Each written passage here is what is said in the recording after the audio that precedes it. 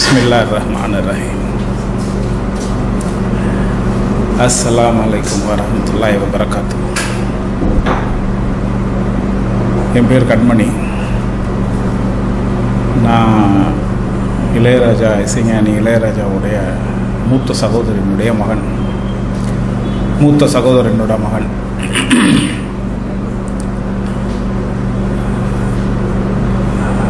எனக்கு அல்லாஹ்வினுடைய பேரருள்னால கருணையினால்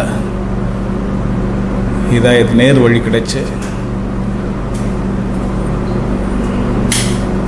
இஸ்லாத்தை ஏற்றுக்கொண்டேன், முழுமையாக ஏற்றுக்கொண்டேன். உங்களுக்கு இதை பற்றி பேசணும் அப்படின்னா நிறைய சொல்ல வேண்டியது வரும். சாதாரண 2 விஷயம் இது இப்படி தான் வந்தது அந்த மாதிரிலாம் சொல்ல முடியாது. காரணம் என்னென்னா, நம்மை படைத்த இறைவன் அவங்ககிட்ட நேரடியாக எதுவாக இருந்தாலும் நம்மளை கேட்க சொல்கிறான். என்ன ஒரு விஷயமாக இருந்தாலும் நீ என்கிட்ட கேளு அப்படிங்கிறான். ஒவ்வொரு முறையும் நான் கோயிலுக்கு போகும்போதும் நல்ல அடியார்களை சந்திக்கும் போதும் இறைவன்கிட்ட ஒரு துவா செஞ்சுட்டு தான் போவேன். நான் கேட்டுக்கிறேன், இறைவா நீ எந்த உருவத்தில் இருக்கங்கிறது எனக்கு தெரியாது, ஆனால் கோயிலுக்குள்ளே வர்றேன், நாளைக்கு உன்னை சந்திக்கும் போது நீ வேறு உருவத்தில் இருந்தால் நீ வேறு யாரையே கும்பிட்ட அப்படிங்கிற மாதிரி என்னை எதுவும் கேள்வி கேட்டக்கூடாது.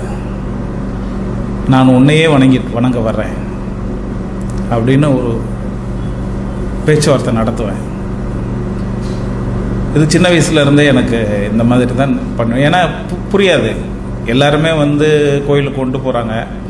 பலதரப்பட்ட கோயில்களுக்கு போயிருக்கேன், பலதரப்பட்ட உருவங்களை வழிபட்டிருக்கேன். இறை வணக்கம் அப்படின்னும் போது மனசு லேசாகும், மனசு அமைதியாகும்.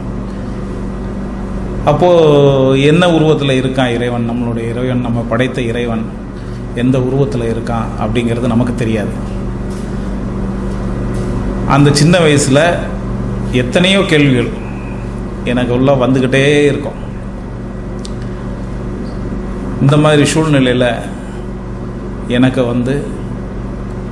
இஸ்லாமிய மார்க்கத்தினுடைய ஒரு இறைவனுடைய அருளால் இதில் இணைஞ்சு இறைவனை இறைவனாக பாவித்து கும்பிடக்கூடிய ஒரு வழிபாட்டு முறை. 5 வேளை இறைவன் நமக்கு அப்பாயின்மெண்ட் கொடுத்துருக்கான். அந்த 5 வேளையும் நேரடியாக இறைவன்கிட்ட பேசக்கூடிய ஒரு வாய்ப்பு நம்மளுக்கு கிடைக்குது. இந்த இறைவன்கிட்ட நான் என்ன இல்லை, நீங்களாக இருந்தாலும் இறைவன் மேல் உண்மையான ஒரு இறை அச்சமும் இறை நம்பிக்கையும் இறை விசுவாசமும் இருந்தால் நீங்கள் இறைவன்கிட்ட கேளுங்க, நீ எப்படி இருக்க, உன்னை நான் எப்படி வழிபடணும்னு நீ விரும்புகிற, உன்னோடு நான் எப்படி உங்ககிட்ட நான் வேண்டுறது, உங்ககிட்ட எப்படி பேசுறது அப்படின்னு கேளுங்க. அதாவது ஒரு இறைவன் நம்மளுக்கு பதில் சொல்லுவான், நம்மளுக்கு நேர் வழி கொடுப்பான். ஆனால் அவங்ககிட்ட கேட்கணும். நம்ம எல்லாரும் எத்தனையோ சடங்குகள் சம்பிரதாயங்கள் எல்லாத்தையும் வச்சுக்கிட்டு இருக்காங்க. அதையெல்லாம் ஒரு பக்கம் ஓரம் கட்டிடுங்க. உங்களை படைத்த இறைவன் உங்களுக்கு பதில் சொல்கிறதுக்கு, உங்களுடைய வேண்டுதல்களை கேட்பதற்கும் தயாராக இருக்கான். அது அவனே சொல்கிறான், நீ யாருக்கிட்டையும் போகாத, நேரடியாக என்கிட்ட கேளுங்கிறான். நீங்கள் கேளுங்க.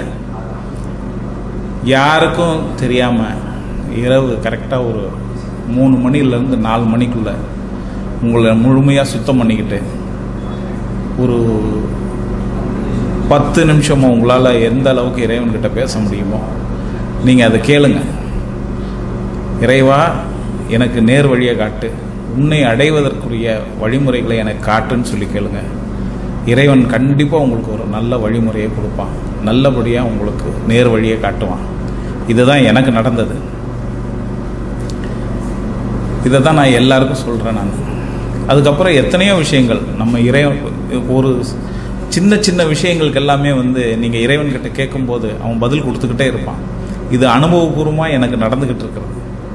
என்னுடைய மனைவி, என்னுடைய மகள், என்னுடைய மகன் அத்தனை பேருமே அல்ஹம்துலில்லாஹ் இஸ்லாத்தை ஏற்றுக்கொண்டு முழுமையான மார்க்கத்துக்கு, முழுமையான நேர் வழிக்கு வந்துட்டாங்க. அதுபோல் நீங்கள் எல்லாருமே நேர் வழி பெறணும், இறைவனுடைய ரஹமத்தையும் அருட்கொடையை நீங்கள் எல்லாருமே பெறணும்.